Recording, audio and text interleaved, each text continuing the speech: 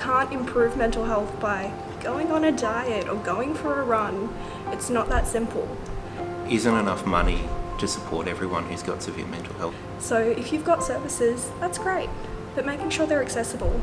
My headspace appointments are in Hawthorn. I don't have a car, so by the time I get the 59 tram down to Flinders Street Station, wait for a train that's going to take me to Glenferrie Station and then walk to my headspace appointment, that ends up being an hour. Not having to have your parents take you to an appointment when there's stigma attached to that makes you uncomfortable and you're not going to discuss everything. We need to alleviate the pressures. We need programs for young people to get together to discuss things like mental health or just things, more recreation programs, sport programs, libraries, places where people can get together, talk to each other and experience really valuable connections. Making sure that there's a secondary service, not just this idea of primary and tertiary. You're going to lose us, and you're not going to just lose us as patients. You're going to lose our lives because you don't care. Don't tell us what it is that you think young people find difficult. Listen to us when we tell you. So for young people, I think one of the biggest things is actually educating them on stuff about mental health, self-care and well-being. So not just going into stuff like this is what depression is, this is what anxiety is, but how to intrinsically motivate yourself and how to set goals and really succeed in life. Stuff should be implemented within the curriculum so that youth from a young age, from prep, so that they understand how to live, how to be, how to find who they are.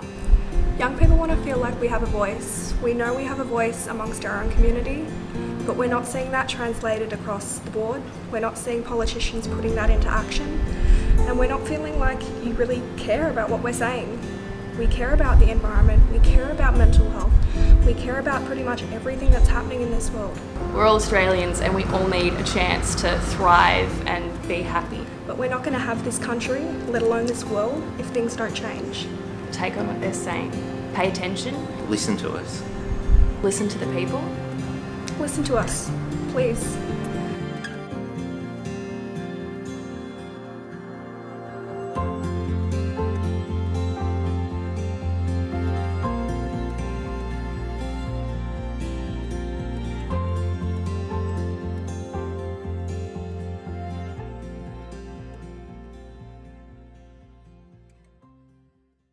We don't have anyone around, and I was by myself and Oscar. He wouldn't go with others, he wouldn't go and make new friends. He's a bit hesitant. So I said to them, like, he's like that. He wouldn't talk to everybody. He will just sit and play with his cars and take hours and hours. He can sit by himself and he doesn't actually get involved with new activities. I had discussion with Kat. Sometimes he struggled with routine, and it could be, and sometimes he was very stuck in routine where he just wanted the same thing, and then if something had changed, he didn't cope with that change. And at first, when I had to use Epic, I was kind of like, oh, what is this? All it was any child that I felt needed a little bit of extra support. You'd fill out some forms, do some observation on children, and then you'd get in contact with Kim, who plays a big part of it, and she's been amazing. I oversee the rollout of our early intervention services program. And then she told me, why don't you come on and join the meeting with Jacinta? So I'm here to actually help the educators to work with their family. And then I lead the meeting just as a conduit between everyone in the room, ensuring that the conversation is child-focused. It's a bit of a thing to throw around, that the parent is the expert on their own child. We really want to make that real and tangible for parents and for families. Coming here is looking at the teachers and telling them my difficulties and finding the answers, all the answers. It's like making new friends. It's like the best thing. Jacinta's at the stage of assessing Oscar and talking to Mum about whether he is school ready.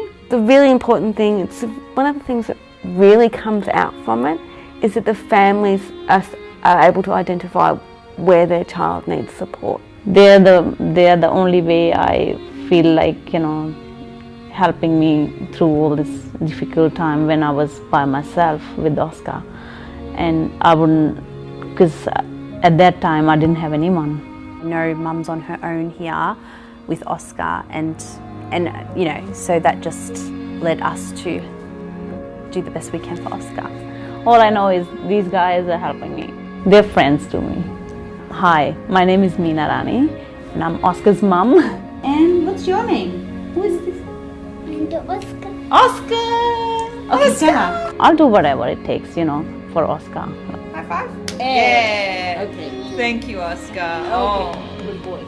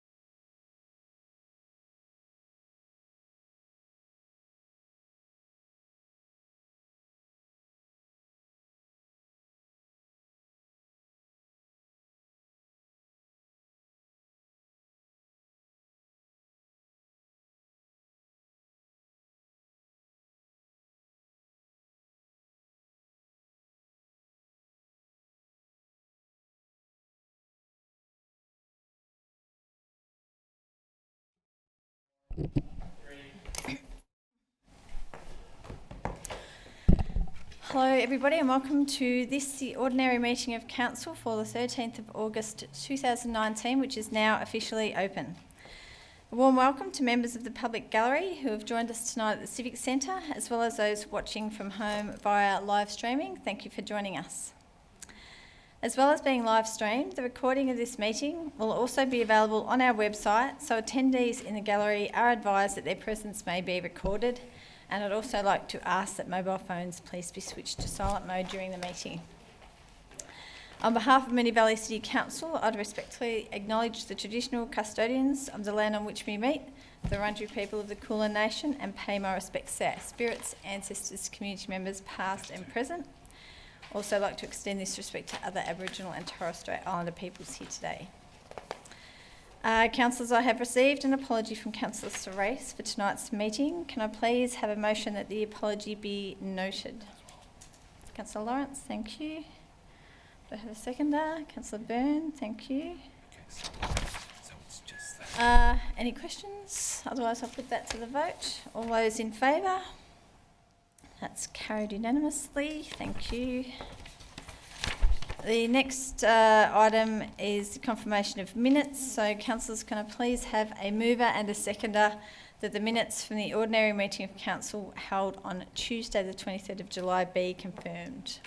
Councillor Sypek, thank you. Do I have a seconder? Councillor Lawrence, thank you. Any questions, councillors? No, I'll put that to the vote. All those in favour? That's carried unanimously, thank you. Does any councillor have a conflict of interest in any item on the agenda this evening? Councillor Gatchimrochi. Madam Mayor, I have a conflict of interest on... Sorry, 1 second. Pull up my agenda. I have a conflict of interest on 10.3 indirectly due to close association with my in-laws live in the area. Thank you, Councillor Gatchimrochi. Any other councillor? Councillor Marshall? So I'll be declaring a conflict of interest in relation to item 10.3 due to an indirect conflict as a consequence of a close association for reasons disclosed as a CEO in writing before the meeting. Thank you, councillor. Any other councillor with a conflict of interest? No. We're now up to presentations, and I would just like to acknowledge the new exhibition here in Council Chambers, which features 10 profiles of female sports people that were developed as part of the Ready Set Equity project to increase the visibility, profile, representation and participation of girls and women in sport in Moonee Valley. You'll see the signage up around put up around the walls, so hope you have a chance to read each of those snippets about what our women's sports people are doing. So councillors, are there any other presentations tonight? I don't know if there are. There is one petition, which I'm not sure who has that petition, but can I please have a councillor present the petition titled Mascoma Street, Strathmore, and move the motion? No? I'll just check on where that petition is up to.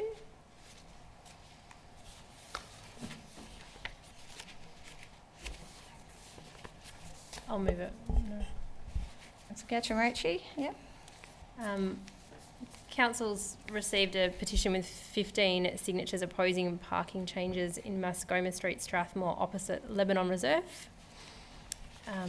The preamble to the petition reads that we, the undersigned, do not want unrestricted parking bays placed on the residential side of Mascoma Street. We, the residents, do not want existing no standing signs restricting parking on sporting events days on Mascoma Street removed. So I'd like to move that Council resolves to receive and note the petition, to refer the matter to the Director of Planning and Development and report back to Council, and 3, advise the petition organiser accordingly. Thank you, councillor. Do I have a seconder for that motion? Councillor Lawrence, thank you. I'll put that to the vote. All those in favour? That's carried unanimously. Thank you. We're now up to public question time, and we have not received any questions from the community for tonight's meeting. So I'll move on to reports from special committees, and I don't believe there are any of those. So the first report on tonight's agenda relates to a planning application at 19 to 21 Lewis Street, Airport West. Construction of a 10-storey mixed-use development comprising of retail premises, medical centre, office, education centre, dwellings, and a reduction in car parking requirements. Councillors, do I have a motion? Councillor Byrne. Thank you, Madam Mayor. I would like to move that Part A, that Council includes the setback principle enshrined in the decision in Part B in the considerations for the future neighbourhood plans for Airport West, and Part B to be the officer's recommendation. Thank you, Councillor. Do I have a seconder for that motion? Councillor Sypek, thank you. Are there any questions, councillors? No? Councillor Byrne, would you like to speak to the motion? Thank you, Madam Mayor. I will. This planning application, I think, will pave a great pathway for Airport West in its future. A bit of a background with the application: 19 to 21 Louis Street in Airport West, 1,400 square metres. It's construction of a 10-storey mixed-use development comprising of retail premises, medical centre with 14 practitioners, offices, 1,700 square metres for an education centre which can have up to 100 students, and 24 dwellings which are 16 two-bedders and 8 one-bedders. And as I said before, it's 10 storeys. There is a reduction in car parking requirements. Required was 162, provided 98. However, it is in a principal public transport network area. So for those who aren't familiar with it, just behind Westfield, very close to the tram line, and a lot of buses as well. So this is, as I said, something that I think will really transform the area of Airport West. We actually want development in this area. We want good development. When you actually look at the plans, you see tones of gold and cream and greenery. And one of the ways that we will get some of this greenery is some of the negotiations that have taken place in regards to the 5 metre front setback. Now, this planning application didn't have to include a 5 metre front setback, but for the future of the street and to align with our MB 2040 principles in terms of walkways, pedestrian access, cycling access, it was really important that we did that. So whilst originally we would say 6 stories is our preferred for this area, the planning application was lodged with 8, and it is only preferred, but then to increase the height, we've been able to get that 5 metres. And for me, I can't put a price on that, because I actually think that this will be one of the best things, and I hope I'm saying this in a few years' time, one of the best things that will happen to Airport West, because great developments like this will hopefully kick off all the other really good developments that we desperately need in Airport West. We have previously approved 10 stories in Airport West before, further to the Nidri side. This is such a key location, and I'm really excited to see if it turns out anything like the plans look, which it will. I think that it'll be great for the area and the future of the suburb. Thank you, Councillor Byrne. Councillor Sypek, would you like to speak to the motion? Thank you, Madam Mayor. My colleague has pretty much said it all with this planning application. When I read the papers, I'm not as happy to say this will be a great building. I'm very, very happy about the setbacks. I think it sets a great precedent, and it actually sets a good precedent for a lot of builders. Instead of building up right to the curb, right to the footpath, have a look at what this will end up looking like. It'll be a beautiful, great setback, and I hope that a lot of our other developers in the area take note of what's happening here and not utilise every square inch of land, to the letter. Actually give something back a little bit. So I'm very, very happy with this application. Thank you, Councillor Sypek. Any other councillor wish to speak to this motion? Councillor Marshall?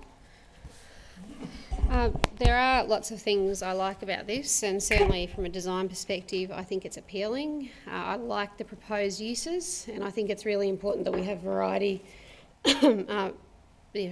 not just residential and a sort of tokenistic commercial shop that won't work down the bottom, which is what we sometimes see. I do have concerns about the exceeding of the height so significantly, and I do because we have been burnt so many times that I think we need to be consistent. I suppose I need to be consistent in my analysis and my thinking, and I could see why with the setback and with some of the other benefits you could argue for in excess of the preferred height, but not to the extent proposed, and that's my difficulty. In the same way that we have paid the price repeatedly for having approved developments far in excess of preferred heights in other parts of the municipality, and particularly our part of the world, I'm mindful that I don't want to set that precedent so quickly in Airport West, which is just starting to see development. And again, if you think that the height should be 10 stories, then your control should say that. Or your control should be very clear about the community benefit, the net community benefit being provided that will enable the addition of so many other stories. So for me, as a matter of consistency in my thinking, something that I've argued, as I said, repeatedly, and something that we have seen has played out poorly for us where we've approved developments in excess of the preferred heights. I think for this one I need to be consistent with that, noting that there are things about it that are appealing. But again, what are the rules that apply to the site, and that's what's driving me with my decision making. Thank you, Councillor. Any other councillor wish to speak to this motion? Councillor Cusack? Again, I support the motion, and I support the setbacks and the exciting opportunity that is being developed, that is being presented by this development, because Airport West is an area, that old estate that had lots of light engineering and so on like that on board.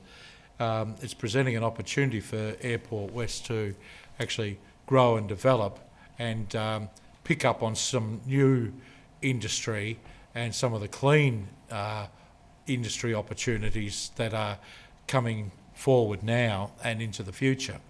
And the notion of actually having physically located in there a place where you can do training and do that close to where you work and potentially where people might work in the future is really exciting. On the note about setbacks, the most important thing about setbacks is provided they work in the human realm. You can put, it doesn't necessarily matter that a building is right up to the street if it's well done. You can have a setback that is not well done and destroys the notion of being able to cope with or present a better display to human beings. And it's that first 3 stories or so of any building that are critical. And so while I love the idea of the precedent of setting stuff back, and I am prepared as a councillor, and I think to allow some opportunity for a developer to go a bit higher so that we can achieve that, it needs to be not just, so while I'm not suggesting any amendment to it at all, but I'm just saying that we really need to be cognizant that when new developments come on board, that it's not just about saying, grouse, you've got a setback. It's about, great, you've got a setback that really makes this a habitable place where people can walk, where that green spine really links into all of this, and that what exists in the current shopping precinct gets softened by a whole new world that is moving down through that area.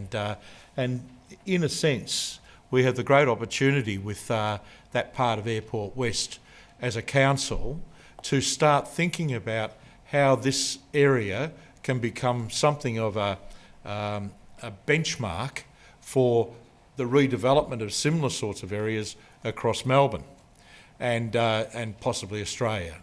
And if we're really, really smart about it, this will enhance the opportunities for people who want to work here, who want to live in the area and all the rest of it. So identifying with Airport West, its recent history and its future is a really important part of why people choose to settle in an area. And I think that we've just got that great opportunity now. Thank you, Councillor Cusack. Any other councillor wish to speak to this motion? Councillor Byrne, would you like to close?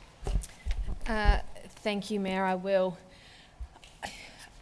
If we don't get this setback in, it will do probably the worst damage to Airport West and the future planning of Airport West.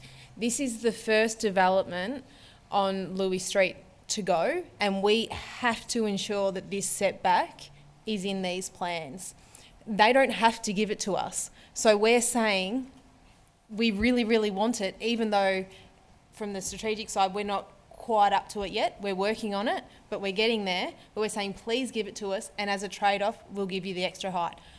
Ideally we wouldn't give them the extra height, but as a developer, why would they? They obviously want to make, you know, money and add to the area, but it is so critical for the future of Airport West that we ensure this 5 metre setback goes forward. And I would hate to see this not get up and for us to lose that and lose all of the linkage through Airport West, not just for this development but for the whole street, and as Councillor Cusack said, softening the area and creating those pedestrian links through the green spine. Thank you. Thank you, Councillor. I shall put that to the vote. All those in favour? Councillor Sypek, Councillor Nation, Councillor Sharp, Councillor Byrne, Councillor Cusack, Councillor Gatch, Marici, Councillor Lawrence. All those against? Councillor Marshall. That is carried. The next item on tonight's agenda relates to a planning application at 2 Vida Street, Aberfeldy, Lot 5, on plan of subdivision 066257, construction of a residential aged care facility, use and development of the land for a retirement village, and reduction in bicycle requirements. Councillors, do I have a motion?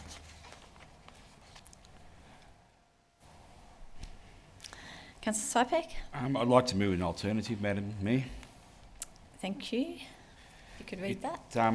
Look, rather than reading the whole lot, 'cause it'll take me, I think, half the meeting to read it all. So could I just, it's basically what is the recommendation with a couple of minor amendments to it. Yep. And the amendments are: the boundary fencing to be tapered at the northwestern corner of the site in accordance with existing conditions. And condition 1.1T, the deletion of the pedestrian gates to the right-of-way along the northern boundary. And in S, the boundary fencing to taper in at the northwest. Oh, sorry, that's the same one. I think that's it. Yeah, they're the two.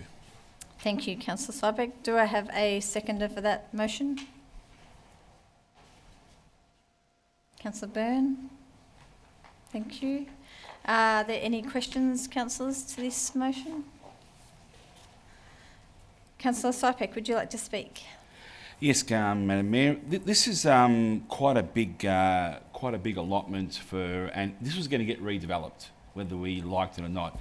Now we had the choice of having a state-of-the-art aged care facility, or this could have been a whole bunch of apartments right to the footpath and every square inch taken up.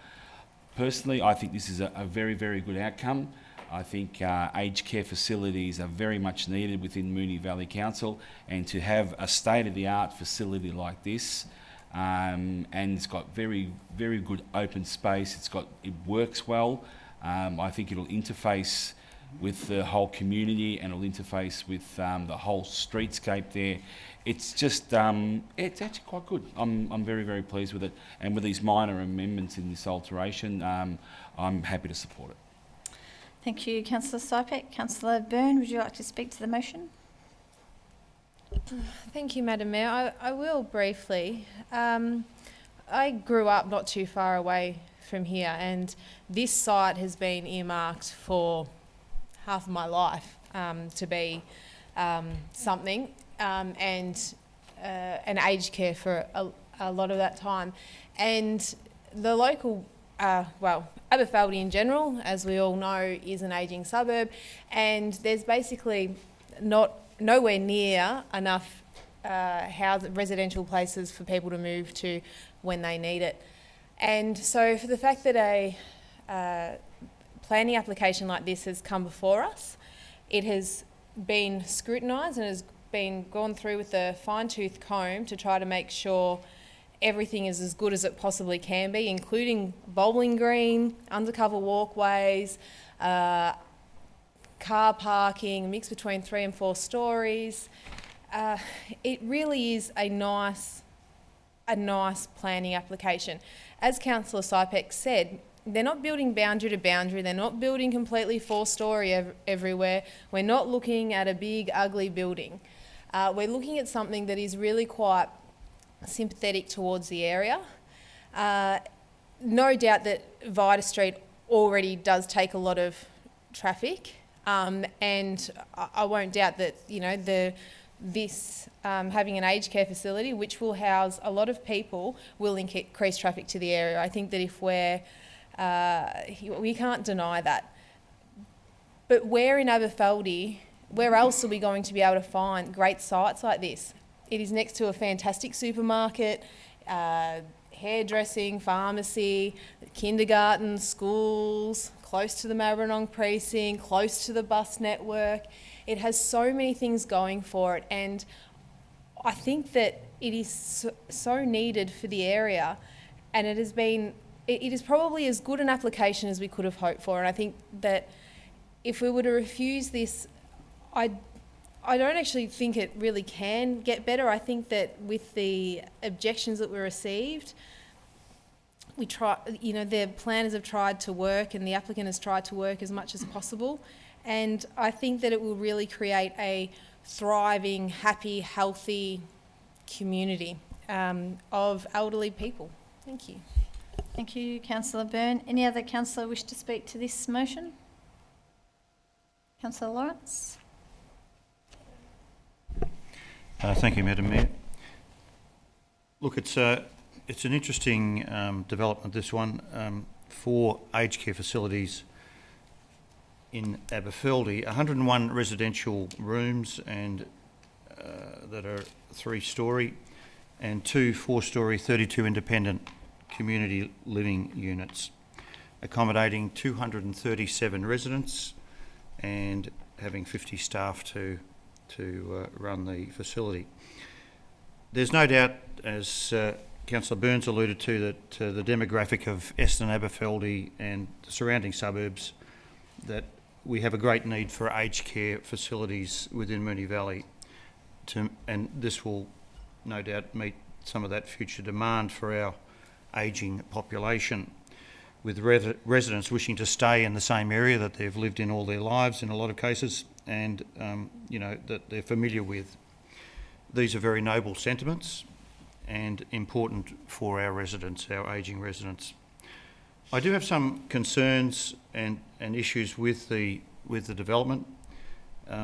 Car parking, as was mentioned by Councillor Byrne, the proposal offers 120 car parks on site, and we have 237 residents and 50 staff to provide for these car parking. It seems very inadequate to my way of thinking, and there's no on-site parking for visitors, not one. So, as often happens, and I can testify this to my own aged parents who are now parted, but who I visited constantly, that it was an issue that there's always visitors coming to aged care facilities, all of them, without fail. So to not provide any visitor parking just is totally inadequate in my way of thinking, and I don't think the applicants thought about that aspect at all.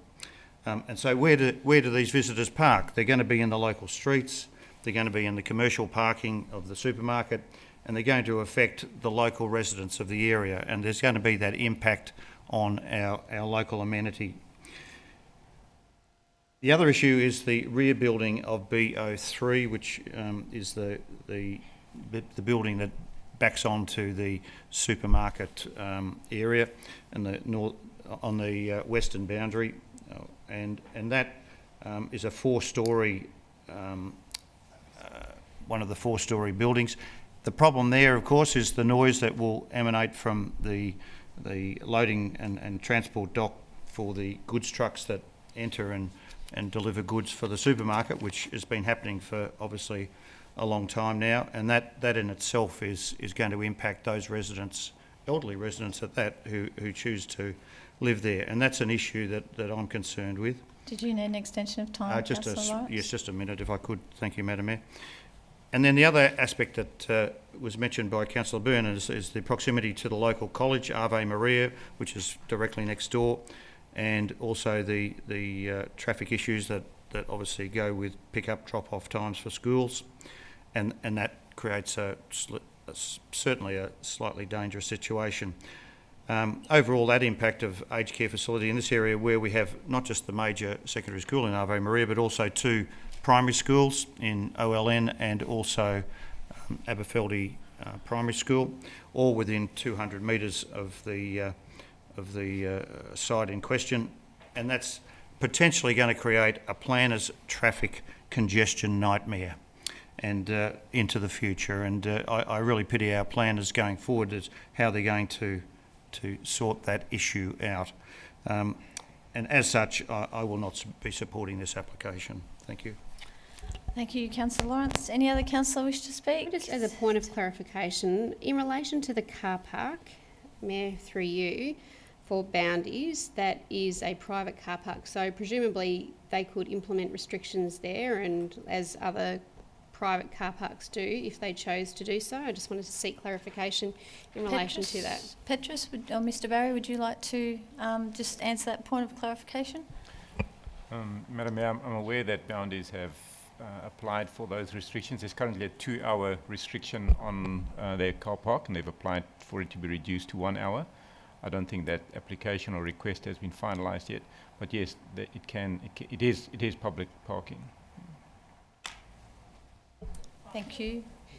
It's privately owned. Privately. But the question was, is it private parking, and they could manage it with restrictions? That's correct. It's for the utilisation of the supermarket, but it is known that other people park there. That the churches who have functions there and funerals and weddings, they also utilise the parking on odd occasions, and that's probably why the supermarket is keen to reduce those times. Thank you. Any other councillor wish to speak to this motion? Councillor Gatchimerici. Thank you, Madam Mayor. Just before I speak to this, just in the interest of accuracy, I'm of the understanding there's 18 visitor car parks, so on the next page, over. Yeah. That said, this is a really difficult one for me. Similar to Councillor Byrne, grew up around the corner on the opposite side of Buckley Street. I see what we want to achieve under the 2040 strategy and offering people the ability to age in place. We have a significantly ageing local population that wants to be able to age in the suburb that they've lived most of their life in a way that meets their needs, and the 3 different types of building facilities offers that. It's an area that's well serviced with supermarkets and facilities and services and buses. I see significant opportunity for the facility to work with the primary, secondary schools and the kinders to have some really great relationships there. I see so many positives. The concern that I have though, the comment was made earlier, I don't know if it's going to get any better. The bit that concerns me was just around, because it's an aged care facility, not a residential development, it didn't have to comply with the setbacks and the heights and those sorts of things. So there's a number of the side setbacks that are non-compliant on residential standards because they've utilised the laneway as part of the buffer between them and the adjoining property. So for me, I guess that's the disappointment around going all the way to that boundary on the upper levels. And I know they're not major non-compliances, and I know there's not a significant number of issues with it. I guess for me, I weigh up the real positives that this site provides opportunities of against my concerns around the setbacks and the heights and the traffic implications. And for me, it's a really difficult one because I see both sides to this. So I think at this stage I won't be supporting the application. Thank you, Councillor Gatchimerici. Any other councillor wish to speak to this motion? Councillor Marshall. Thanks, Mayor. A couple of points. Obviously, this is Zone GRZ, so it has to comply with the mandatory height requirements, and if it didn't, we wouldn't be able to approve it. So that is important. In relation to the setback issue, I had some concerns too, but when you look at what those interfaces are, that's one of the things. It's a large site with, relatively speaking, a significant number of non-sensitive interfaces, and that is something that is relatively rare for a site of this size. The use to me is incredibly important because we can't have all this policy and this preference for enabling people to age in place without actually, when we have developments that come to us which are for the most part compliant, without actually approving them, because we are depriving people of that right to actually have that opportunity, and that's as simple as that. So either we believe that people have or should have the ability to age in place, or we don't. And if we believe what they do, then we need to support that. Not saying you just give people write them a blank cheque to put developments forward that aren't satisfactory, but on balance, this is one that's highly compliant on an extremely large site with mostly non-sensitive interfaces. The parking and traffic is a busy area, and that's just the reality. You've got schools, you've got churches, you've got netball, football, all that sort of stuff that does move around here. So that's a lot of that's existing traffic. Are we likely to have an enormous impact on the traffic conditions as a result of this? Well, on balance, the expert advice is no. And I acknowledge the concern of boundaries, and I think that's a valid concern. Obviously, they don't want their business car parking to be taken up by people who might be visiting the facility or not, but we can, and we have seen that sort of thing managed in a range of different ways. And whether it is through restrictions or gates, we know that landowners can manage that situation themselves. So the idea that we would refuse this application on that basis, I think, would not be one that would hold us well if we ended up at the tribunal. So look, on balance, when you look at the level of compliance for such a large site, when you look at its compliance with mandatory requirements, when you look at what it is going to provide to the suburb of Aberfeldy, to people who live in the suburb of Aberfeldy, and we know we have an ageing population, that ability to transition through the later years of life in one facility to me is an enormous thing, and I think all of us who have had relatives go through that situation know how unsettling it can be to have to look for alternative places. So, I mean, I'm more than happy to support the application, and I think it's one that's highly deserving of support. Thank you, Councillor Marshall. Any other councillor wish to speak to this motion? Councillor Nation. Thank you, Mayor. Look, I share similar sentiments to my fellow councillor, Councillor Marshall, in regards to this application ultimately providing extremely important opportunities for our ageing population. And we do have, as part of 2040, this idea of ageing in place, this idea of catering for our ageing population. I think it comes under the head of healthy ageing. And healthy ageing is about not just physical health, but mental health as well. And it's critical for people of all ages, particularly elderly people, to have those connections, those social connections, those family connections, to ensure good mental health, and therefore ageing in place is so important. This application obviously is going to provide those opportunities. and there's not too many other sites throughout the municipality or throughout Essendon and Aberfeldy that would be able to provide such a sufficient number of beds and units for our ageing population. The application's got a mixture of different units and residences for people who are ageing.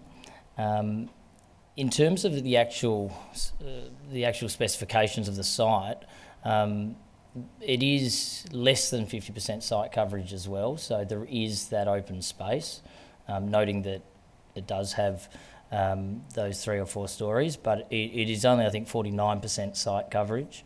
So when looking at those key statistics, that when we look at residential applications, that site coverage is well below that 60%, and the garden area I think is about 40% as well. But on the car parking note as well, we also have to look at the possibility of what could go there. So those numbers with the car parking, 237 residences, 120 car parking spaces, I know personally from people in my family that none of those that live in aged facilities actually have a vehicle. Now, I know that there are some that do, but I think if we look at the site and what could potentially go on there in terms of residential spaces, there'll be a much greater demand for parking spaces if it was townhouses as opposed to an aged care facility. So the parking is not something that concerns me, and there is visitor parking, as Councillor Gauci-Marici referenced, so that's catered for as well. Remembering that this facility also has space, in the plans you can see spaces for village buses to shuttle the residents to different locations throughout the municipality. Just a tiny 30-second extension, if I may, Mayor. So in closing, I think this is an important opportunity for us as a council to be able to provide something that we preach so much about, and who knows how many opportunities like this we will get. We've got a large aged care provider willing to come in and establish a site that will tick so many boxes for us as a council. I even like that connection with the school because there's so many great programs with schools and aged care facilities linking up, and I think those opportunities will ultimately lead to better health outcomes for the residents as well. So I will support this motion put forward by Councillor Sypek. I look forward, hopefully, to this application going ahead, opportunities being presented for our residents, and more jobs being available for people who live in Moonee Valley as well. Thank you, Councillor Nation. I think, any other councillor? Okay, Councillor Sypek, would you like to close? Yes, thank you, Madam Mayor. Look, the best possible scenario for this site would have been 6 basketball courts, some netball courts, some soccer pitches. That would be open space. That would have been the best possible scenario for this. But you know what? This is the second best possible scenario. And with 120 parking spots down below, and let me just break it down for you. It's 72 retirement village spaces, 48 aged care facilities.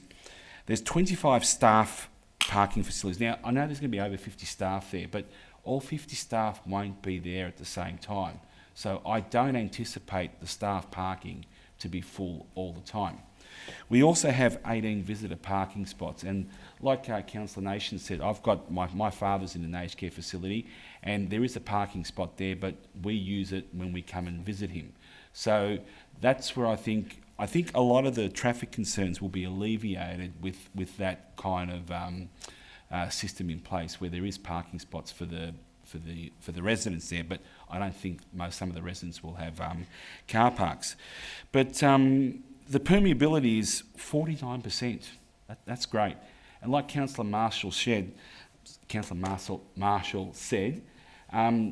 the interface, I have absolutely no concern, because on 3 different sides you have a street, you have a school with high buildings and high walls on one side, and you have a laneway. which gives it a great setback. So the concerns about setbacks and interface, there is none. If you read the report, it actually stacks up very, very well. So I'm happy to support this application. Thanks, Madam Mayor.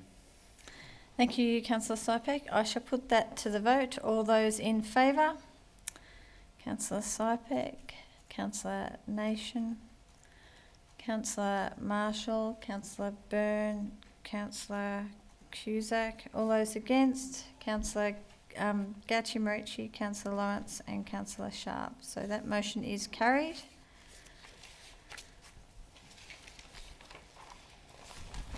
Next report is, I have two councillors with a conflict of interest, so I'll just wait for those two councillors to leave the chamber.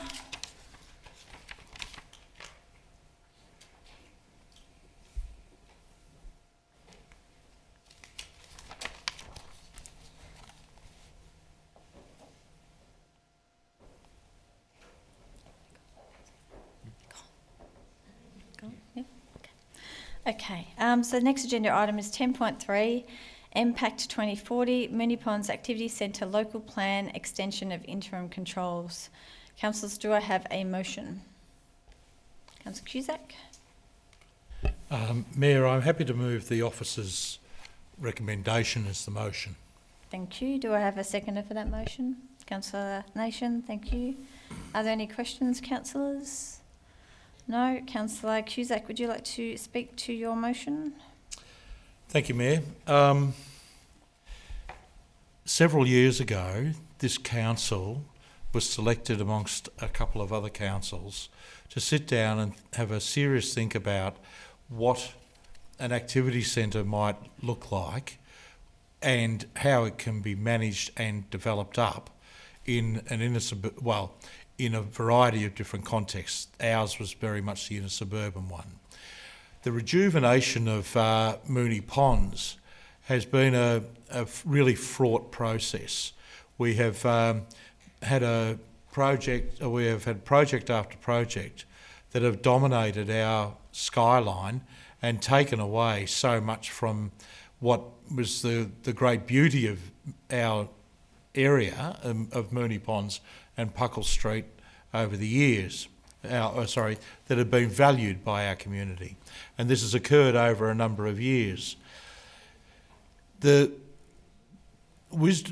idea behind this project is to actually create a better and more integrated approach to how we get the people back into Moonee Ponds, how we make the love affair that people used to have with this part of our municipality really blossom once again. And taking that into account, we've actually had to work through some really interesting, bold and clever planning issues. And to be able to continue to do something that is for the future and not just to create something that is a repetition of the past, we've had to look at many, many different issues. Now, the final crunch on this has taken time, and the time that is involved in doing this is critical because that's what's going to make it work. If you unnecessarily rush this project, you're going to potentially cut corners and leave a legacy down the track that again reinforces the mistakes of the old. And we don't want to do that.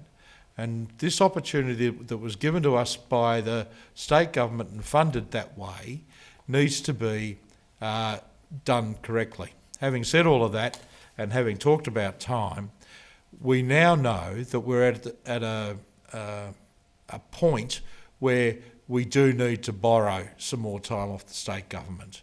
And that's the whole purpose of this motion, is to actually seek that. The recommendation is very simple about going back to the Minister of Planning, get him to exercise his powers of intervention under Section 24 and to prepare and approve an amendment to the Moonee Valley Planning Scheme to extend the expiry date for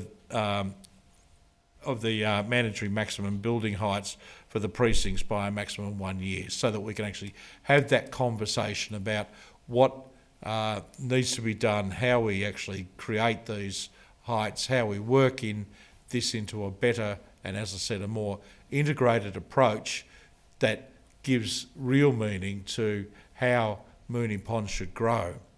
We have, as a council, I think, any councillor sitting around this table, and even those that have absented themselves from this discussion of this particular issue, will have all copped it, where people have said to us, what is going on? How come it's all like this? Where's this higgledy-piggledy stuff happened, and why has it happened on the old market site? And this is a project about stopping that sort of ad hocery. And so therefore we just need this extra time to make it work.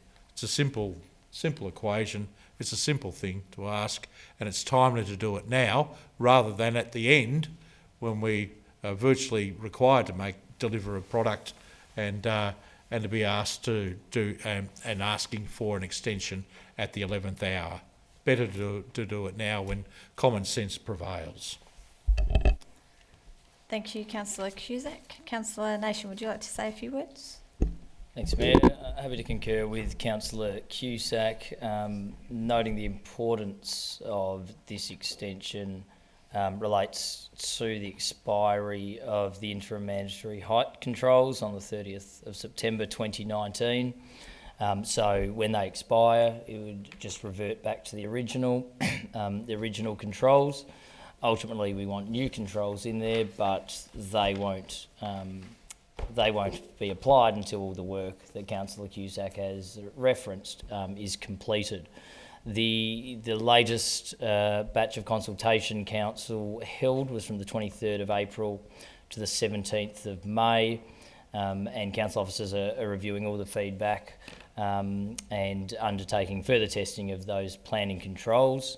So hopefully by the end of that review, there is controls that can be implemented into the Moonee Valley planning scheme. So this is a fairly straightforward process to ensure that Council can continue to do the work and that those controls don't just revert back to what they were. Then hopefully the Minister of Planning will exercise their powers to approve this amendment, and the further work on impact can be completed. There's plenty of documentation on Council's website. I know it's available in hard copy form, and there's some excellent work that is being done that will shape the future of our commercial hub here in Moonee Valley. So I hope fellow councillors support this report, this motion, and I hope the Minister for Planning accepts it. Thank you, Councillor Nation. Any other councillor wish to speak to this motion? I'll put that to the vote. All those in favour? That's carried unanimously. Thank you. I might just get those. Thank you, Mr. Barry.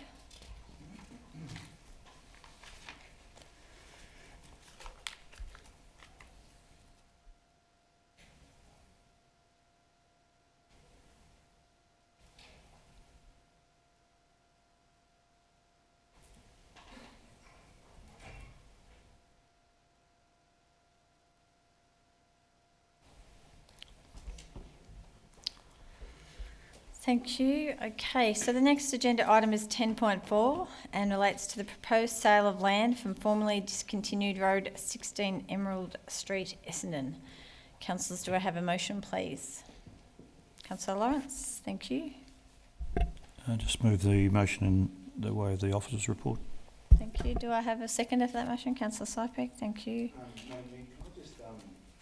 Make a minor amendment. It actually has the suburb as Essendon. It should be Essendon West. I'll have to take that on notice maybe and get governance to look into that, only because otherwise we'd have to go through the formal amendment process for that, but we might have to just get that checked first. Yep. Any questions regarding this motion? councillors? No? Otherwise, I will ask... Yeah, I seconded it. I'll ask Councillor Lawrence to speak to the motion. Only extremely briefly, Madam Mayor, this is a slither of land that runs along the boundary of number 16 Emerald Street, Essendon / possibly Essendon West, and it's been to there's been reports come to council previously in relation to this issue, and there's a now an opportunity to settle the matter between the owner of number 16 Emerald Street and council, and that's what this whole resolution is all about. So I support the resolution or the recommendation, and yes, hope that other councillors do too. Thank you, Councillor Lawrence. Councillor Sypek, would you like to speak to that? Any other councillor wish to speak to this motion? I'll just check on the Essendon versus Essendon West matter.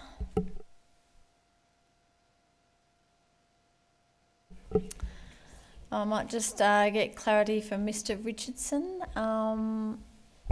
There's a note that it should be Essendon West. The motion relates to Essendon. Is there any issue with that, or do we need to put up a formal amendment to amend that? I've just checked the maps, Madam Mayor. It should be Essendon West. Would you like to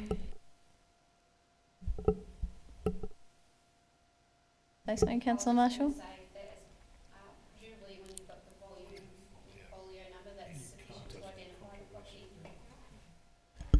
Through the Mayor, I was going to make the same comment as well. It identifies the property as a volume and folio, so that's a critical part of the title.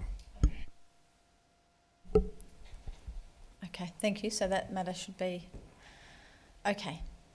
Yep, great, okay. No other councillor wishes to speak? No, so I shall put that to the vote. All those in favour? That's carried unanimously, thank you. The next item is the proposed disposal of 27 Kitty Hawk Court, Airport West. Councillors, do I have a motion, please? Councillor Sypek? Yep, happy with the officer's recommendation, Madam Mayor. Thank you. Do I have a seconder for that motion? Councillor Byrne? Thank you. Are there any questions, councillors? Councillor Sypek, would you like to move the motion? Yes, thanks, Madam Mayor. Look, Motion? this is very similar to the previous motion. It's a slither of land. I think it's actually quite a good parcel of land for someone to build their first home in a very, very good area of Airport West. So I think it'll be a golden opportunity for someone to look at it. Thank you, Madam Mayor. Thank you, Councillor Sypek. Councillor Byrne, would you like to speak to the motion? I will, thank you, Mayor. Whilst I'm supporting the recommendation, I do slightly disagree with Councillor Sypek. I would probably call it slightly more than a slither. It's 536 squares, so whereas Emerald Street was a slither. So this is a block of land, and we have debated this block of land. Now, I'm not normally someone who would want to sell off a block of land, but repeating what I said in November last year, when you actually do a drive through this court and you see this block of land, it is so redundant to council's needs. It is unfortunately in Airport West, where we do need open space and we do need land that can be used, this is just not the block. It is on a land like this, and it's crazy. I think Councillor Cusack, you might have said a swing could have come off it or something. It is. If you don't know the block of land, maybe go through the court. Actually, no, don't. I don't think the residents will probably want everyone looking at this block. But we've gone through the process. We can. Councillor Sypek is correct. Someone can hopefully build their future forever home there, which will be lovely. With the money made, we can potentially buy open space in Airport West, which can be utilised for the residents of the suburb. this is, I suppose, just ticking off the next box that we needed to do to be able to do this. But yes, probably slightly bigger than a sliver. Thank you, Councillor Byrne. Any other questions? Any other councillors? Councillor Nation. Thanks, Mayor. I've previously opposed the sale of this land when it's come before us, and will do so again for a couple of reasons. Firstly, we're at this time as a council going out and spending significant amounts of money to acquire open space, and therefore the sale of any open space seems a little bit contrary to our actions and our policies. That's not to say that we have to do anything as a council. If we kept this site, we wouldn't have to do anything immediately, but I still see value in holding it within council's property portfolio rather than just selling it, letting it end up in council's bottom line and a piece of open space in an area that Councillor Byrne alluded to, where it's needed, being lost. I do note the dynamics of the site and the sloping block, but I think it's an old school approach to think of pocket parks as just needing to be a flat, square or rectangular piece of grass. There's some really interesting all-terrain parks that councils have built throughout Australia, which include things like a small incline, not a climbing wall, but just a small incline little ramp on grass for kids to claw their way up, like only a 10-degree angle, not much. But there are things you can do if you think outside the box. So I don't see a rush and an urgency to need to sell this land, other than just making sure that an extra however many hundreds of thousands is pumped into council's bottom line. I see value in holding open space. We are obviously acquiring open space and properties to turn into open space. And down the track, I think open space will be more and more valued. So, yeah, I don't support the sale, and I'll leave it at that. Thank you, Councillor Nation. Any other councillor wish to speak? Councillor Marshall. Thank you. I'll also be speaking against the motion. Thank you. And have done so previously, and probably have a philosophical issue with selling off open space.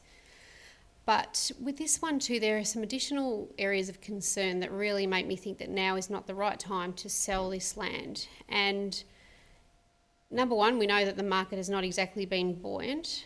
And again, given there's no particular urgency why you would choose now, while there are some signs of recovery, why you'd put a property potentially on the market in the coming months when we don't know what things are doing, I think it's probably not necessarily the best timing.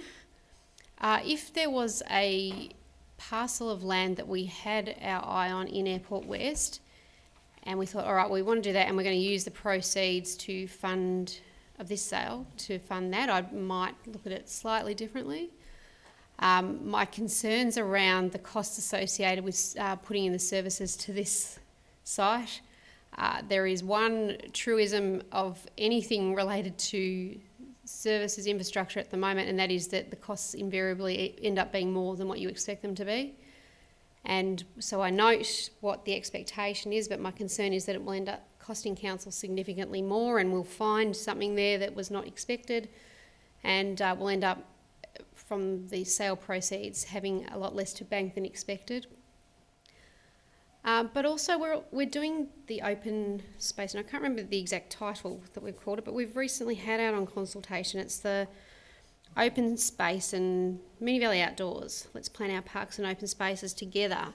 So I would think that we would be better off having that work done, a clear plan of how we want to use open spaces, what open spaces we do need, before we make any decision to sell off any land other than genuine slivers in Moonee Valley. So and I suppose, again, one of the other things, noting one of the concerns expressed by one of the people who put in a submission, is around what sort of development that they would like to see there.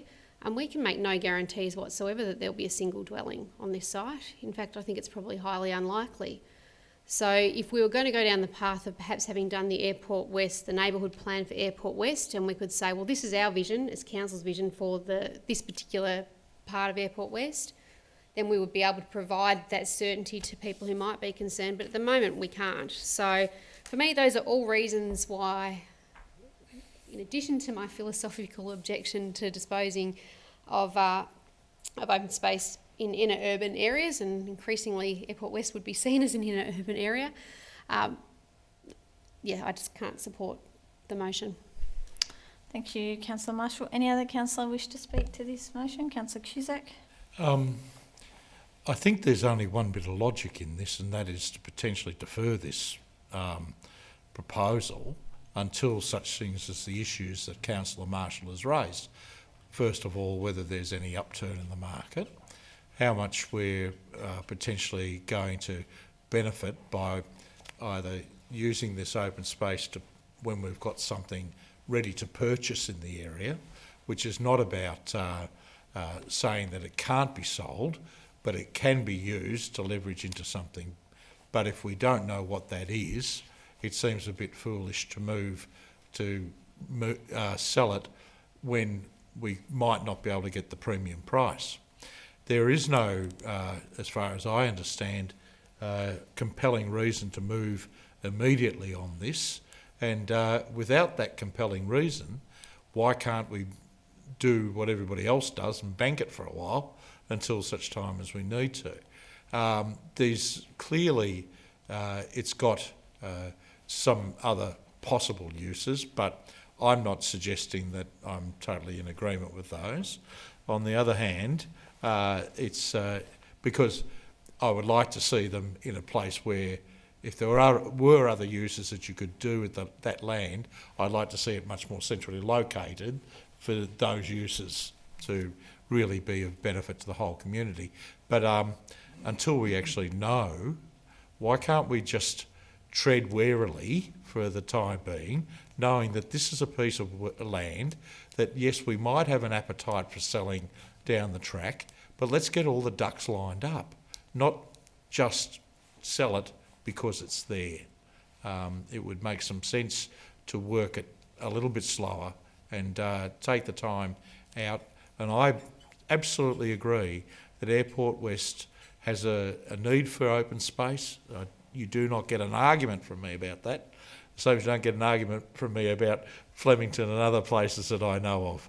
But just at this point, what's the point of hastening so quickly when we could get much more sense out of this if we voted to look at a motion to defer?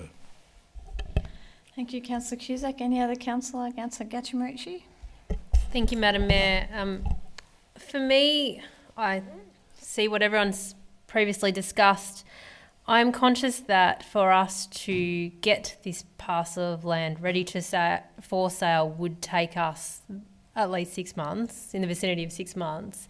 And I'm conscious that if we were to defer it until the market was ready, by the time we then did the work to have it ready for sale, we might miss a good window in the market going forward. I don't think there is anything in the recommendations or the report that says the property must be put up for sale immediately. I think there is enough ability in there to time it in line with when the market picks up, but also be preparing the land for sale in terms of it being categorised as a reserve and connecting services. So for me, I'm happy to support it on that principle. I would never normally support us selling off council assets, but this for me is one that just doesn't make sense to hold in that area. So I'm happy to support it, and I'm happy to support it now. So, thank you, Councillor Gatchimarici. Any other councillor wish to speak? Otherwise, Councillor Sypek, would you like to close? Yes, councillors, thank you for your comments, and I do understand the arguments for and against the sale of this property. But I just want to allow everyone to put a bit of a picture in your mind. Himalayan goats wouldn't even walk up this property. That's how steep it is. You'd be lucky to put a harbourside mansion on this. It's quite a very steep block of land. And yes, I agree with Councillor Gauci-Marucci. If we look at putting this for sale, it doesn't necessarily mean today and tomorrow it has to go on the market straight away.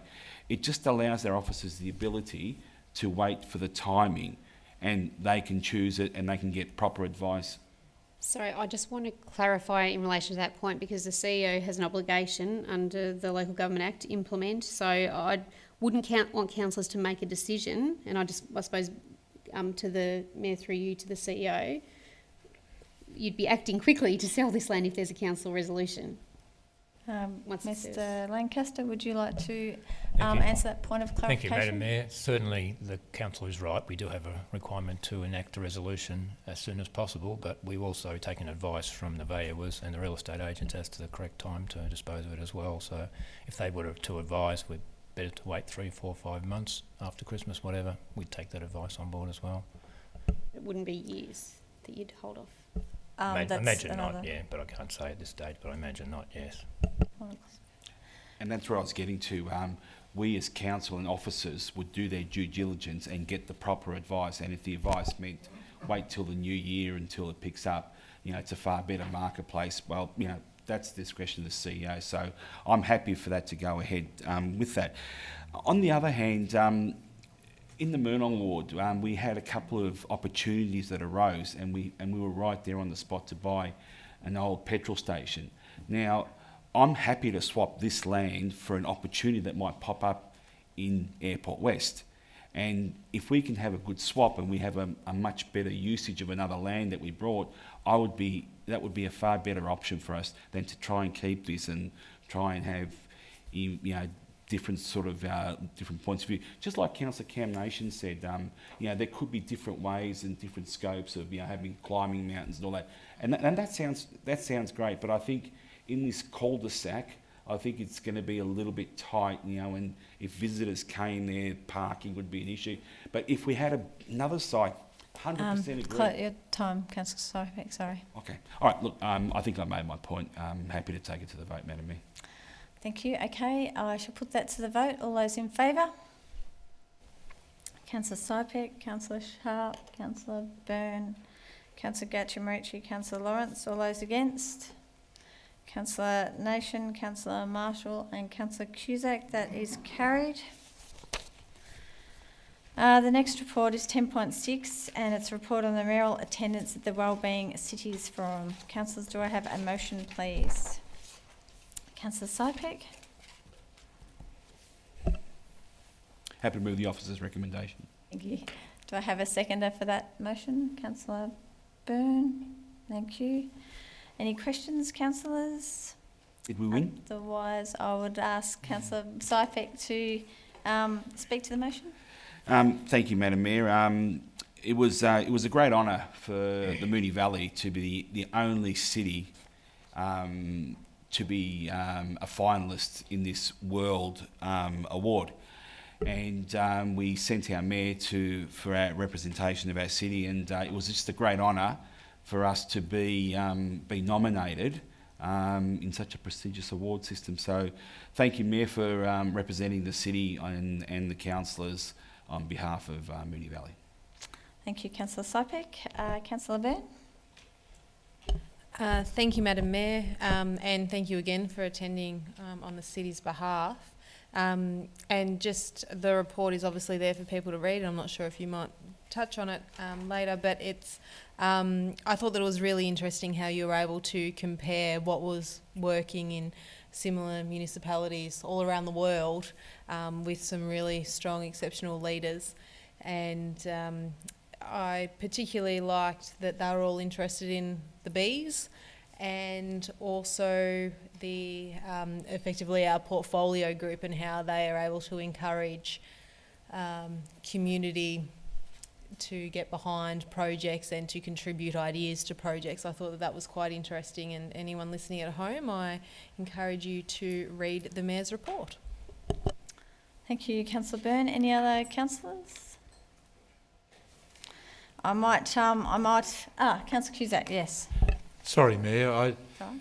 I just had an afterthought, and I'm first of all, I agree. Of course, it's a fabulous thing that Moonee Valley was recognised as a city in Australia that could be represented on the world stage against cities like Milan and Santa Monica, all of those places that you hear about, Chicago and so on like that.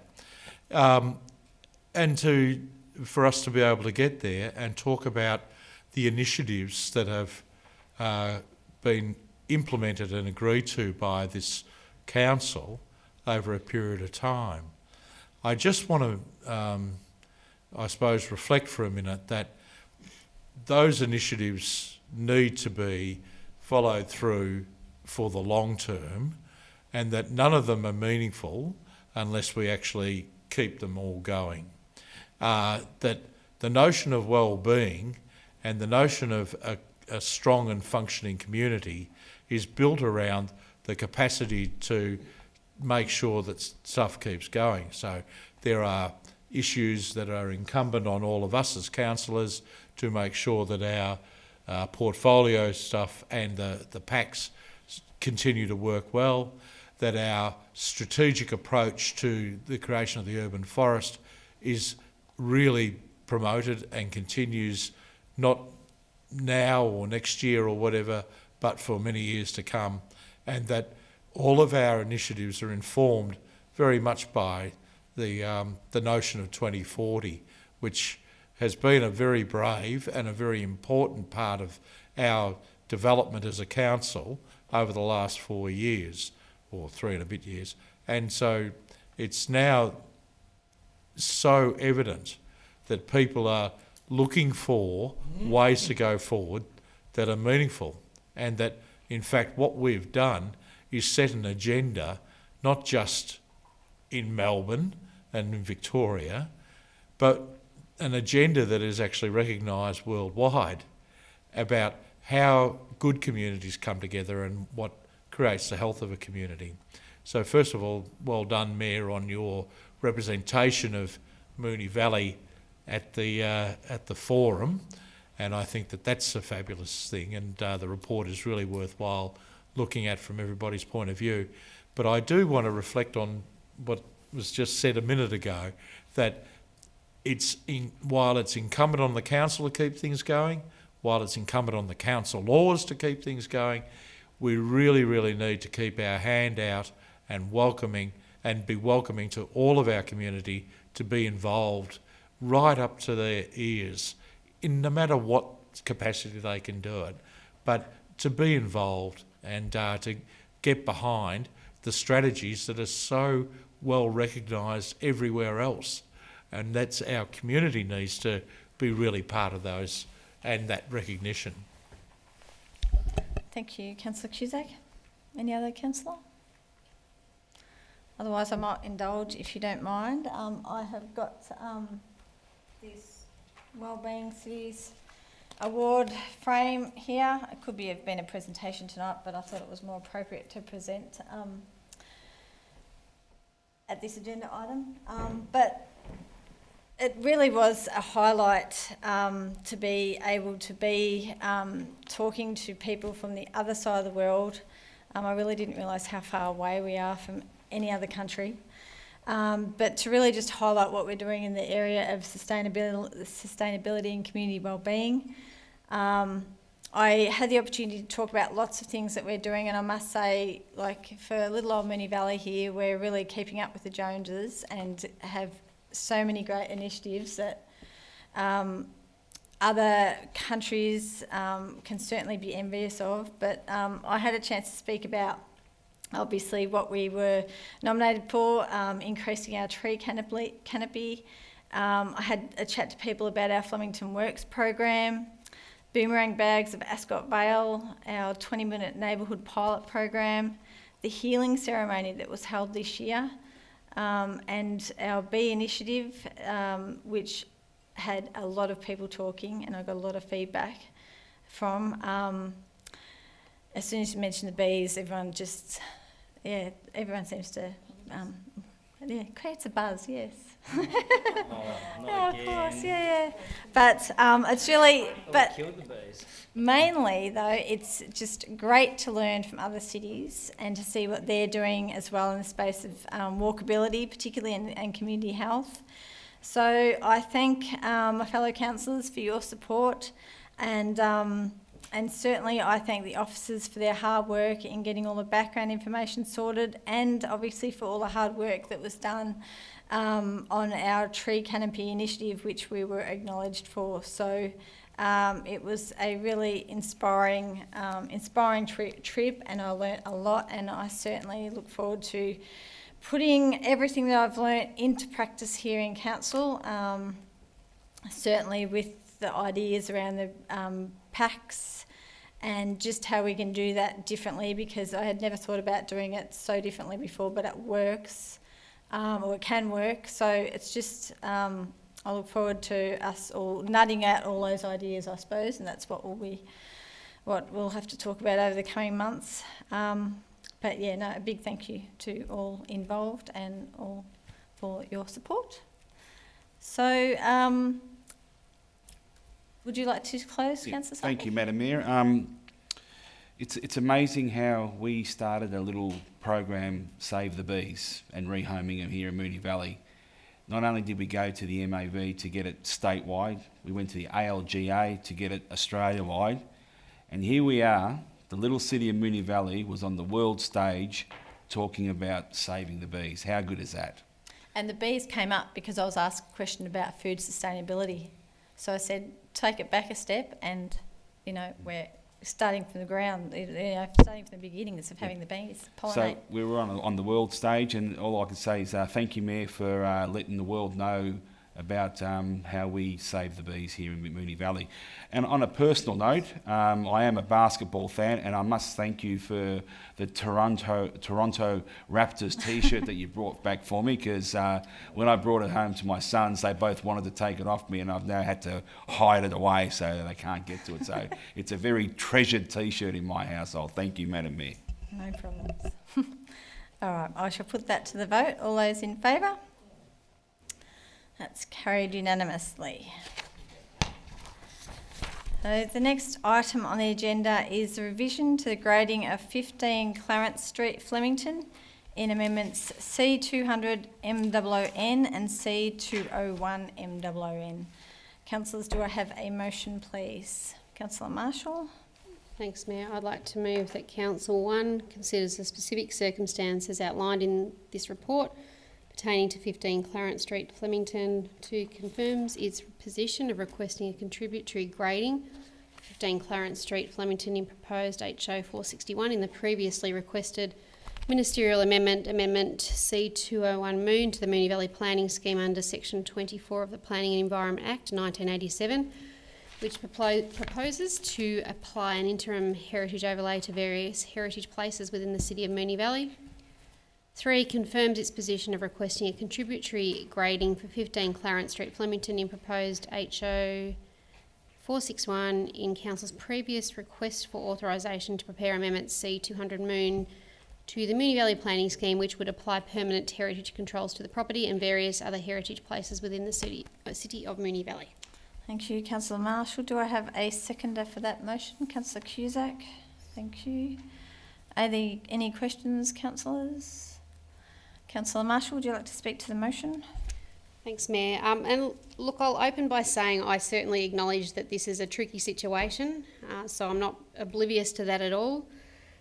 But for me, fundamentally, when we go through a heritage process, and let's be mindful that this process has been now going for probably about 5 or 6 years, that if we receive our expert advice, which we have in this instance, that this is a contributory property, then in the absence of that property having changed, which it hasn't, I'm failing to see why it's not still a contributory property, and that's a difficulty I have. So, you know, it's really a bit yes or no in one sense. Is it contributory? It was a matter of months ago when council went down that process of taking the heritage gap study to that next stage and the really important stage. And it's still contributory, and that is just the reality. And we often find in these situations that there are timing issues that cause complexities, and that is, again, one of the realities of the planning system. It doesn't make it easy on anyone, but that is just as it is. I've got a few concerns too. Again, being mindful that there is the planning permit approved, but we know that things change in planning, and we know that sometimes applicants decide not to proceed. And if we pull the contributory status, then that really changes quite significantly how this particular site would be viewed. Anyone who has been to Clarence Street would know that it is a very intact street, and it's part of a precinct, a proposed precinct, that is very intact to a higher level than usual, I'd say. So again, I'm really mindful about us tweaking things which are really, again, for me, about trying to achieve outcomes rather than about really saying, is this property contributory or not?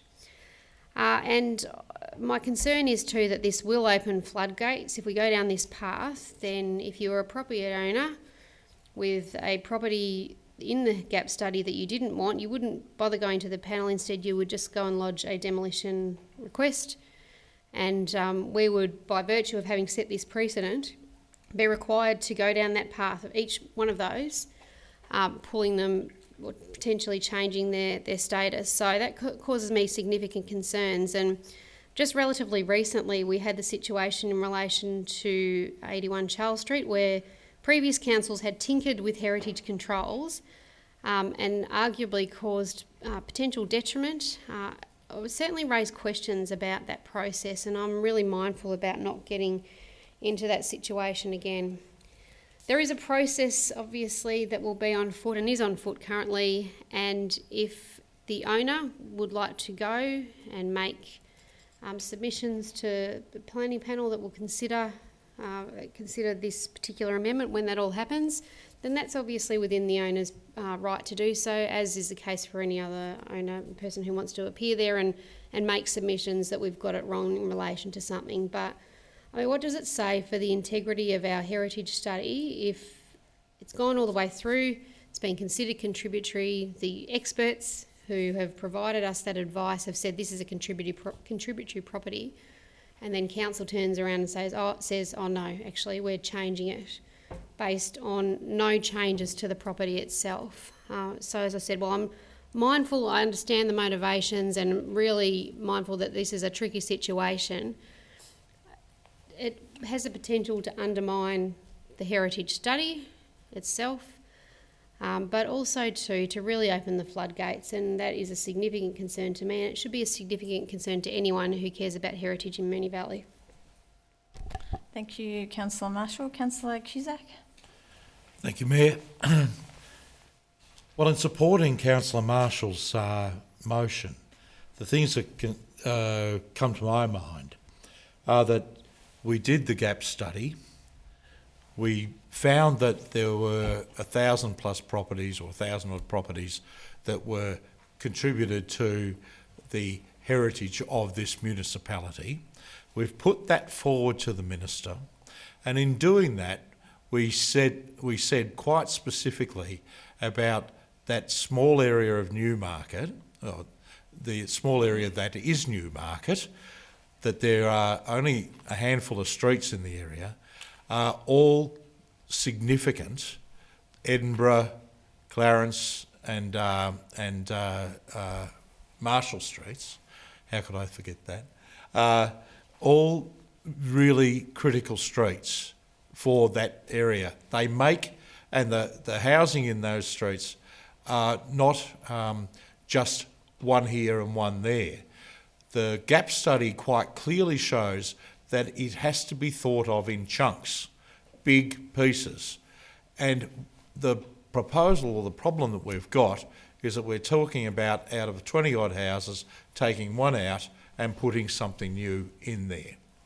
Now, I appreciate, and I agree with Councillor Marshall, that Council's found itself on the horns of a dilemma, and that we do run some risk and exposure to potential costs down the track if this was appealed at various at Victorian building appeals and so on like that. But there is a process, and that there is a way that the proposer can also get into this thing and make their position known, and that is through the amendment process. And so we can hear that. But in the meantime, why would we step away from what we know is and has been agreed to empirically, that it is important that this building is part of a whole set of other buildings that make up an important area of our municipality. It dates back, this whole precinct was subdivided in the 1880s.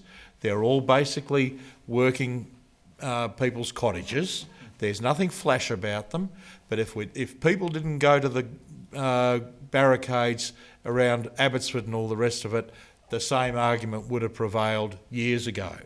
And here is our equivalent to St Philip Street in Abbotsford and the likes of that. And we really do need to think our way through how we can maintain that. Can I ask for a small extension? Extension, Mayor? yes. Councillor Cusack. I think also that the other critical things are that we need to think about this from the point of view of the future.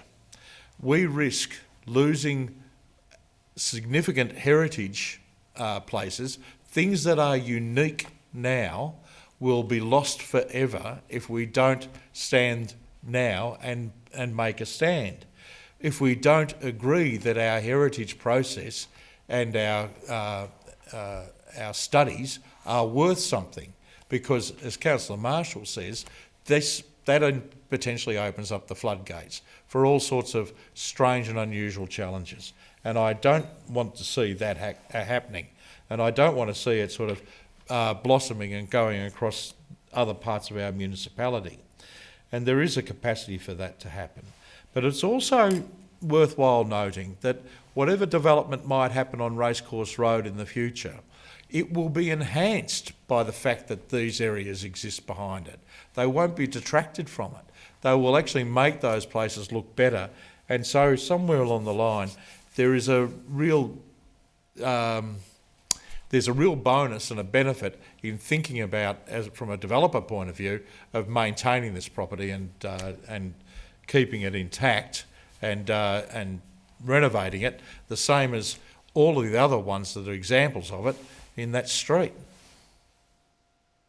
Thank you, Councillor Cusack. Any other councillor wish to speak on this motion? No? I shall put that to the vote. All those in favour? Councillor Nation, Councillor Marshall, Councillor Cusack, Councillor Gaucheri-Marici. All those against? Councillor Sypek, Councillor Sharp, Councillor Byrne and Councillor Lawrence. So that motion is lost.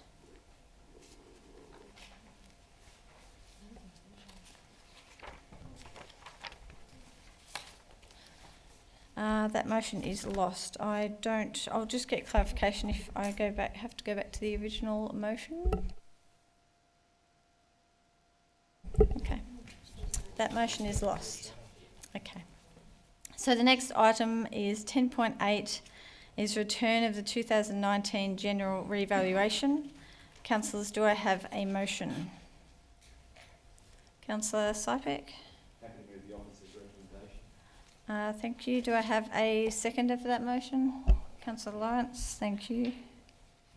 Any questions, councillors? Councillor Sypek, would you like to speak to the motion? Just take it straight to the vote, Madam Mayor.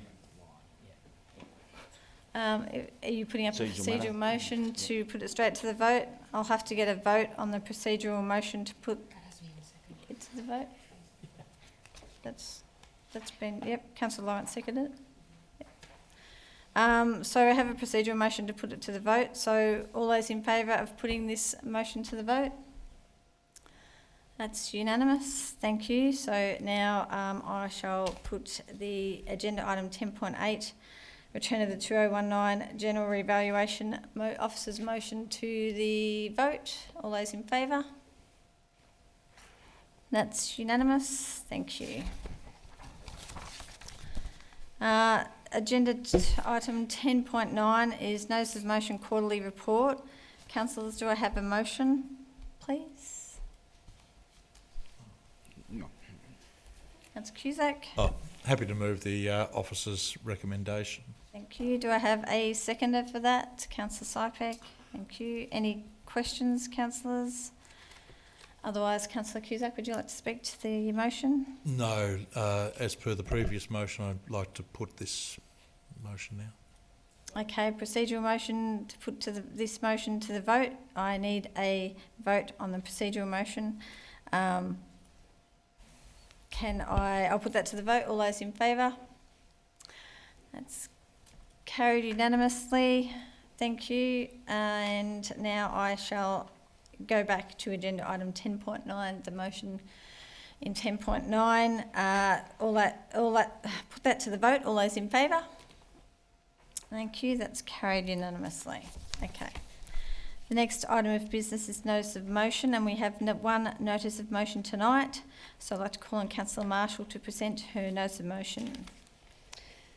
Thanks, Mayor. I would like to move that Council resolves to receive 1, a report at a 2019 Ordinary Council meeting detailing A, how Council's existing practices compare with the recommendations and issues raised in the Local Government Inspectorate Report Protecting Integrity, Leading the Way Managing the Employment Cycle of a Council CEO, dated February 2019, and B, where Council is not engaged in best practice or compliance with the recommendations, proposals to address those deficiencies.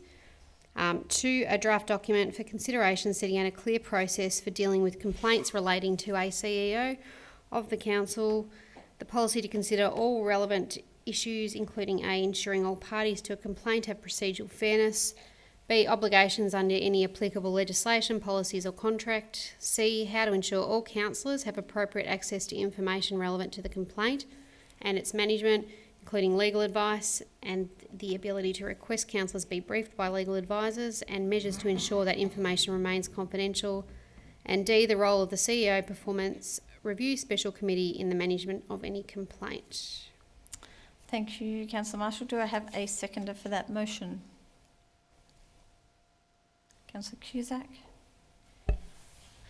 Councillor Marshall, would you like to speak to your motion? Thanks, I will. And I note just this is titled Managing CEO Employment. It's probably not quite the right title because this is just more about reflecting, I suppose, making sure we've got appropriate processes in place. So I'm assuming that that can be retitled as appropriate. Being a CEO of a council is an incredibly difficult role, and you only have to Google council CEOs to see how difficult that role can be at times.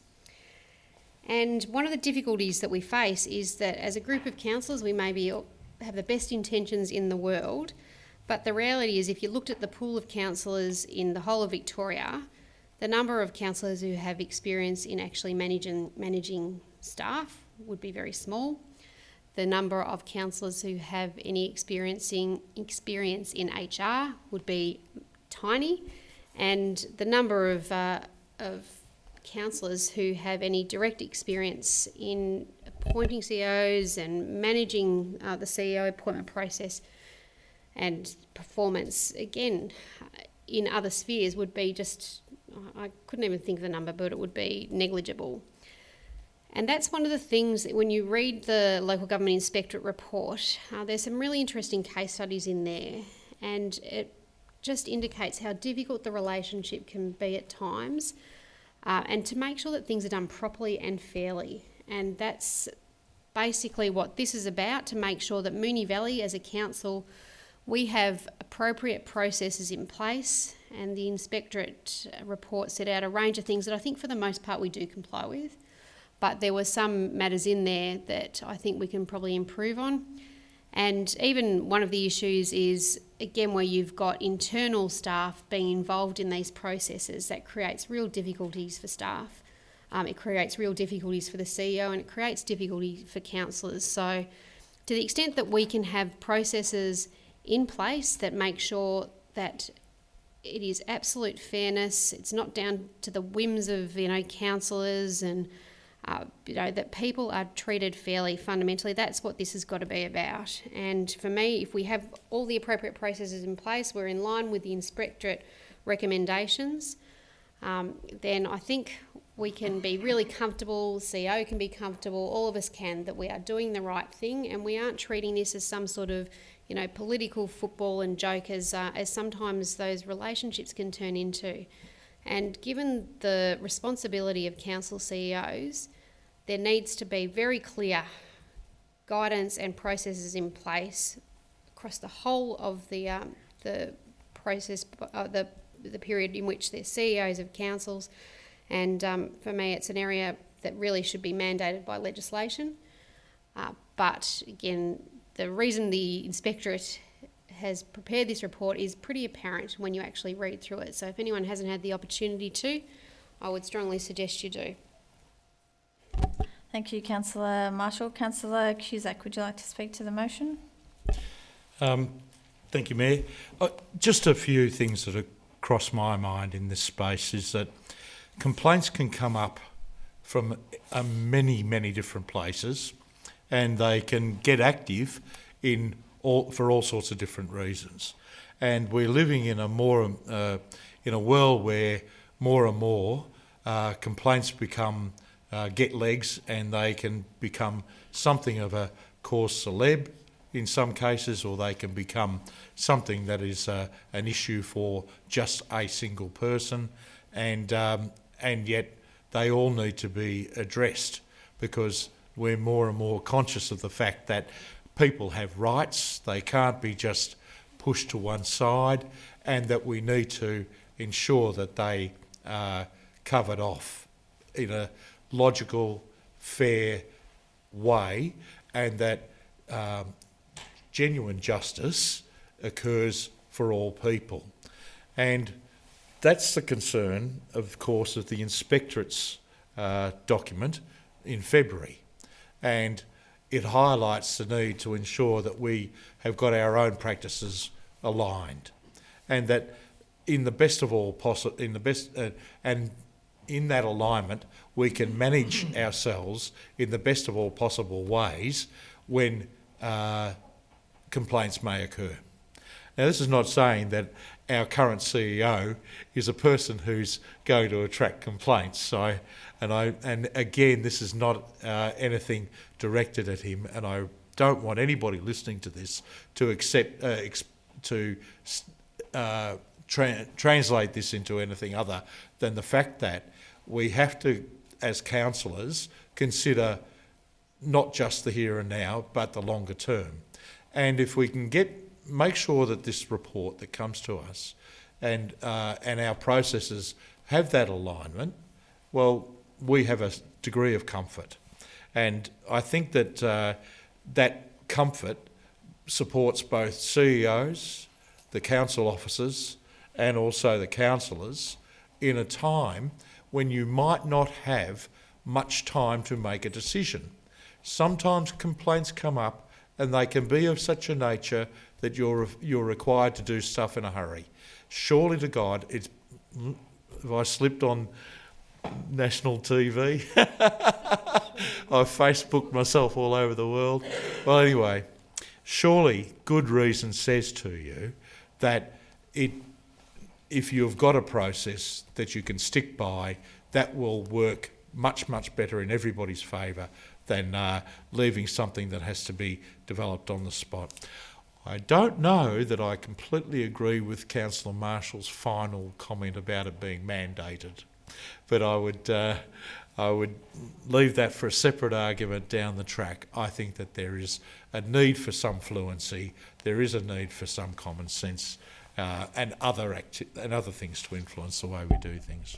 Thank you, Councillor Cusack. Any other councillor? Councillor Gatchimarici. Thank you, Madam Mayor. I think that I won't talk to the piece around integrity and fairness because I think we've covered that. But for me, as somewhat of a new councillor who came on, I know it's been a couple of years now, I think about what would happen if a couple of years from now a complaint came up and you had a group of new councillors who didn't know how the process was managed. And I think we probably are a different council in the fact that we do have a couple here with legal and HR experience. And I know that in my day job, I would pick up a policy and I would say, what does the policy say about how we manage this?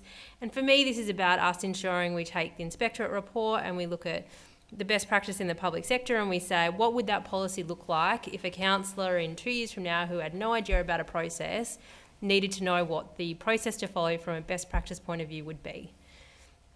So for me, this is really important for us to understand how we are complying, but how we in the future put ourselves in the best position to help people manage a process well. Thank you. Thank you, Councillor. Any other councillor wish to speak to this motion? No one? Otherwise, I shall... Oh, sorry, Councillor Byrne. Otherwise, I shall put that to the vote. All those in favour?